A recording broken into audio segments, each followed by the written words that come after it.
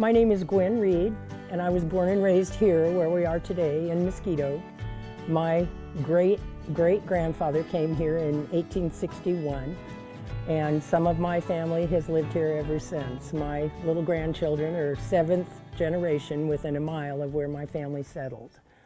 Several years ago, I attended an event at the El Dorado County Fairgrounds, and it was entitled Cowboys and Cornbread, and I had wanted to go for years. I just really hadn't had the opportunity.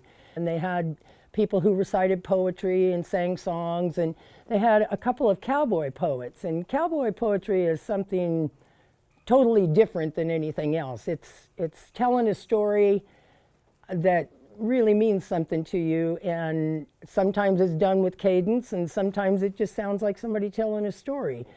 And 90% of the time it's from working people, and it's from people who have experienced the things that they talk about. Well, having watched that, I thought, you know, I could do that. I'm gonna do that. When I think back and wonder what really inspired me or ever made me think that I could write or perform or do any of these things, I realized that I was extremely blessed to have been the great-granddaughter of a woman who was a teacher. And from the time I was big enough to sit up, she would sit me on her lap and read to me. She read me all the classics, and they were stories that I never forgot and that I absolutely loved. And I think she instilled the love of the written word in me at a very young age.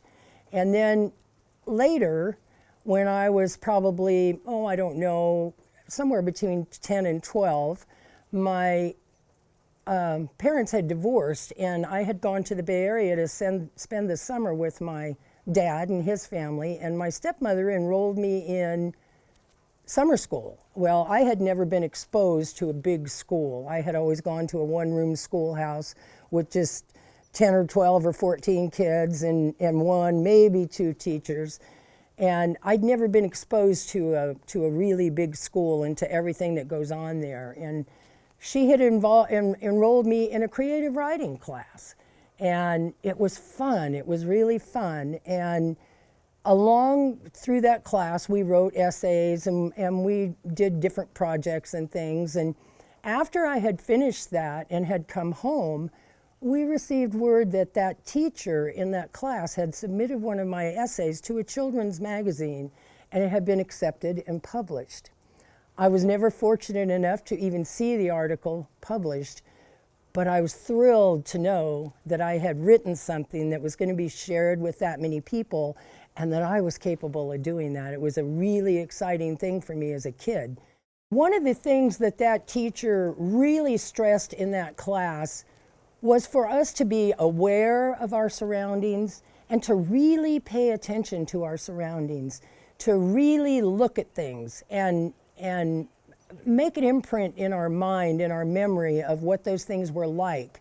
To look at a flower or to look at a tree, but to really see that flower or that tree or that person, an individual, and to really recall what stood out about that.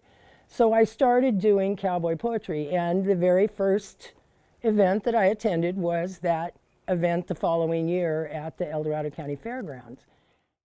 Ladies and gentlemen, I give you the 49ers. There is a silent sentinel that stands in a ravine. It's a witness to our history and the things that it has seen.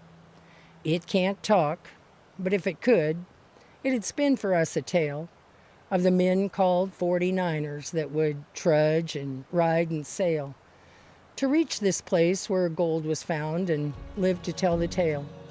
So it kind of got me on the road to really doing that seriously. And I'm sure that I can thank those teachers for that, for instilling that in me, and for giving me the courage and the confidence, even though I was in my 60s, to feel like, you know what, I can do that. I can do that.